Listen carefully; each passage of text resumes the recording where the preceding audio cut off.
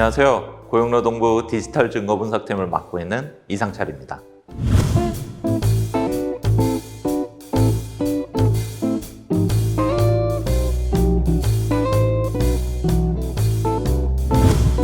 네, 보통 이런 자리에 서면은 왠지 교과서적인 이야기를 해야 될 것 같은 그런 생각이 좀 많이 드는데요.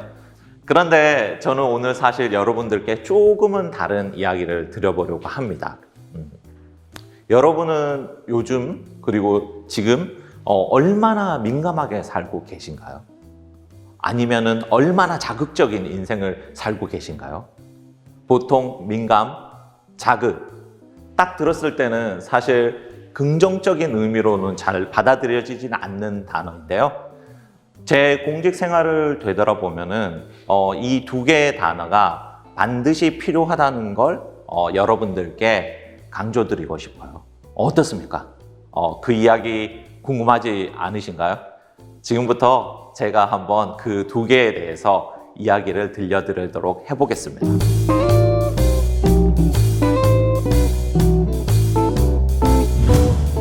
저는 삼성전자에서 연구원으로 7년, 그리고 인사팀에서 2년, 이렇게 해서 거의 10년 가까이를 대기업에서 직장 생활을 했습니다. 그런데 2013년 저희 아버지가 돌아가시면서 제가 인생에 대해서 굉장히 큰 의문을 갖게 되었습니다. 정말 돈만 많이 버는 삶이 내 삶의 의미가 있는 건가? 돈이 아니라면 도대체 어디에서 내 삶의 의미를 찾아야 할까? 그런 고민을 1년 정도 가까이 하다 보니 돈이나 명예가 아니라 사람들을 위해서 일하고 싶다는 생각이 들었습니다. 그래서 제 연구원 경력과 인사팀 경력, 이 두 가지를 다 살릴 수 있는 고용노동부 디지털 포렌식 팀에서 공직 생활을 시작하게 되었습니다. 디지털 포렌식, 여러분 한 번쯤은 들어보셨을 텐데요. 쉽게 얘기하면은 디지털 증거물을 분석해서 수사에 활용하는 과학 수사의 기법을 말하는데요. 그런데 이게 2014년도에는 정말 생소한 단어였어요. 그렇다 보니까 다른 공무원들이나 아니면 고용노동부의 근로감독관 여러분들께서 포렌식이 뭐냐, 그걸 도대체 어디에 활용할 수 있느냐, 우리는 포렌식 같은 건 필요가 없다, 그냥 기존 방식대로 하면 된다.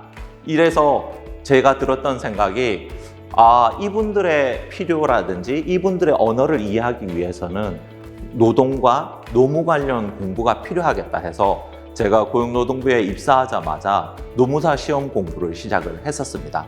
그렇게 근로감독관 분들과 대화가 되고, 그리고 또 그분들의 업무를 이해하기 위해서 근로감독 사업장을 같이 다니면서 제가 정말 다양한 상황을 목격하게 됐습니다.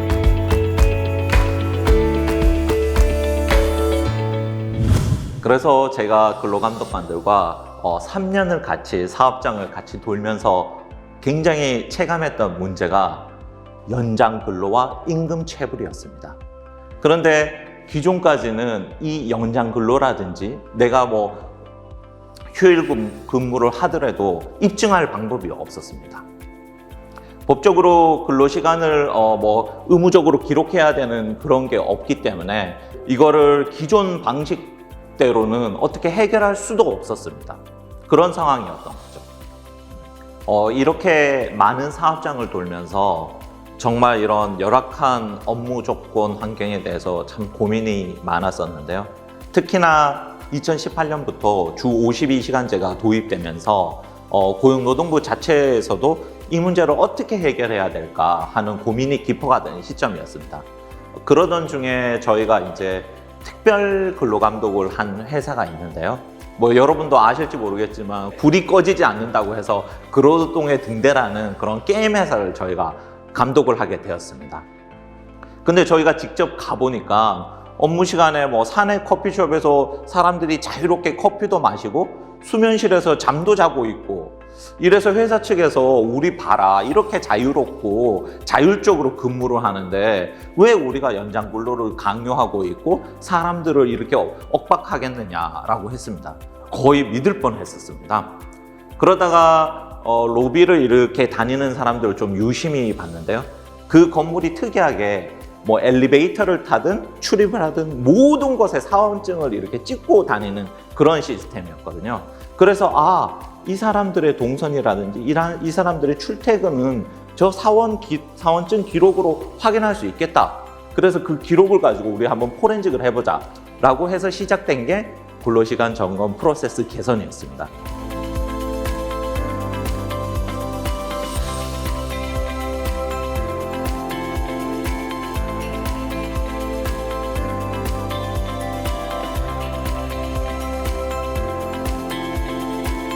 그렇게 저희가 이제 분석을 끝내봤더니 무려 40억이 넘는 연장 근로에 대해서 임금을 지불하지 않았었고요. 이거는 사실은 고용노동부가 설립된 이래 가장 많은 시정지시 금액이었습니다. 그 후에 다시 230억이라는 병원 업체 또 그러한 시정지시도 나갔습니다. 이런 시정조치를 시작으로 해서 다양한 사업장에 근로시간 점검 프로세스를 적용하게 되었습니다. 이렇게 디지털 포렌식이 처음에는 굉장히 많은 분들에게 생소하고 관심도 없는 분야였지만 그런 게임 업체 사례를 시작으로 해서 다양한 곳에 정말 많이 활용되기 시작했습니다. 예전에는 5시간, 6시간 걸리던 것도 지금 프로그램을 활용하면 5분 정도에 끝나기 때문에 저희 고용노동부 47개 지방관사에서 서로 연락이 와서 소위 말해서 대박이 났었거든요. 그렇다 보니까 위에서도 저희의 이제 공로, 그 다음에 활용성을 인정받아서 처음 한 개 팀 2명으로 시작했던 디지털 포렌식 팀이 지금은 6개 팀 18명으로 확대 운영되고 있습니다.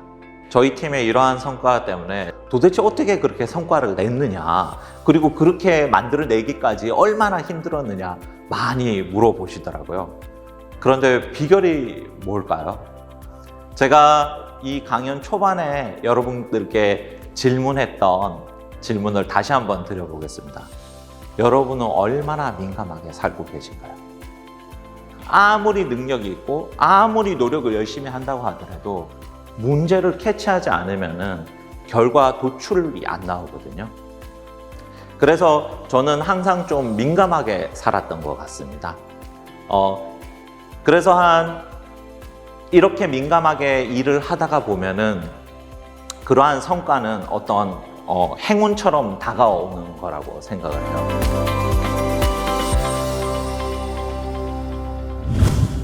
저도 대기업을 떠나서 공직 생활한 지도 이제 횟수로 7년 차가 되었는데요. 사실 공직 생활 하다 보면은 힘이 빠질 때가 많습니다. 내가 잘하든 잘못하든 어떠한 잘한 거에 대한 인센티브는 굉장히 잘 오지를 않고, 그리고 민간 기업처럼 즉각적이지 않다는 거죠. 그러면서 징계받을 가능성은 커지고, 그리고 또 뭔가 좋은 아이디어를 내면은 그거는 나의 업무가 되고, 그래서 참 어려운 점이 많습니다. 개인적으로 저는 이런 외부적인 상황에 매몰이 되는 게 좀 가장 위험하다고 생각을 해요. 왜냐하면은 삶을 살아가는 데 있어서 가치, 판단 기준이 나한테 있어야 되지, 외부 상황에 있으면은 외부 상황은 항상 바뀌기 마련이거든요. 그렇게 하다 보면은 제가 상황에 맞춰 쫓아가기 바쁜 그런 삶밖에 안 됩니다. 특히나 저처럼 나이 들어서 그게 어느 날 갑자기 바뀐다거나 이런 것은 더더욱 어려운 게 사실입니다. 나이가 들면 하나 더 걱정되는 게 있죠. 바로 꼰대, 소위 말해서 고인물이 되는 겁니다. 여러분 정말 고여 있으면 안 됩니다. 그러면 어떻게 할까요? 그때 필요한 게 바로 민감성입니다. 나의 그동안의 인생 경험만 따르지는 않고 새로운 시각으로 보고 좀 더 고민을 하고, 이렇게 하다 보면은 여러분도 꼰대, 고인물에서 탈피해서 우리 조직에서 충분한 성과를 내는 훌륭한 인재가 될 수 있다고 저는 생각하고 있습니다.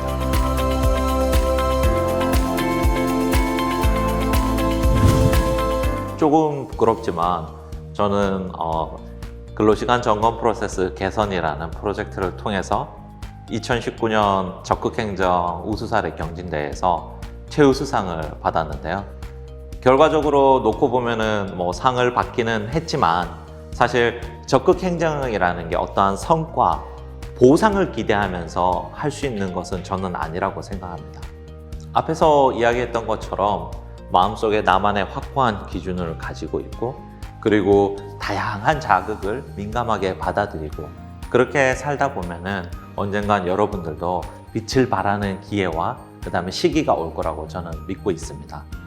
세상의 다양한 자극을 좀 민감하게 받아들이면서 그렇게 그것을 자기한테 체화해서 적극적인 삶의 태도를 살아간다면은 아마 여러분들도 저와 같이 여러분들의 삶의 태도를 공유할 수 있는 자리를 가질 수 있지 않을까 생각합니다. 이제 여기서 제 강연을 마무리할까 합니다. 오늘은 민감, 예민 이런 키워드를 제가 많이 언급했는데요. 여러분 어떠셨나요? 여전히 이 단어가 좀 별로고 긍정적이지 않고 그런 느낌으로 받아들여지시나요? 남들이 가는 길을 그대로 따라가는 것은 사실은 쉽습니다. 쉽기 때문에 우리네도 쉬운 선택을 하도록 자꾸 부추기는 거죠. 하지만 여러분, 그 뇌가 시키는 거를 좀 거부하면서 좀 새로운 길도 보고 새로운 풍경도 보고, 그리고 남들이 가는 길을 좀 돌아서도 한번 가보고 하다 보면은 여러분들한테 틀림없이 새로운 꽃길이 저는 열릴 거라고 생각합니다. 끝까지 경청해 주셔서 정말 감사합니다.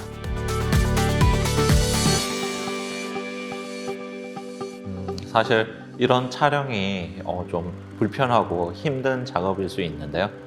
저도 새로운 자극을 받고 싶었고, 그리고 이러한 자극을 통해서 저도 좀 어떠한 변화가 생기길 바라는 그런 마음도 있었고요. 그리고 저의 짧지만 그런 삶의 태도를 공유할 수 있는 자리, 그리고 이게 또 듣는 분들에게 새로운 자극이 될 수 있을 거라는 기대, 그런 것들을 다 할 수 있어서 오늘 참 뜻깊은 하루였던 것 같습니다.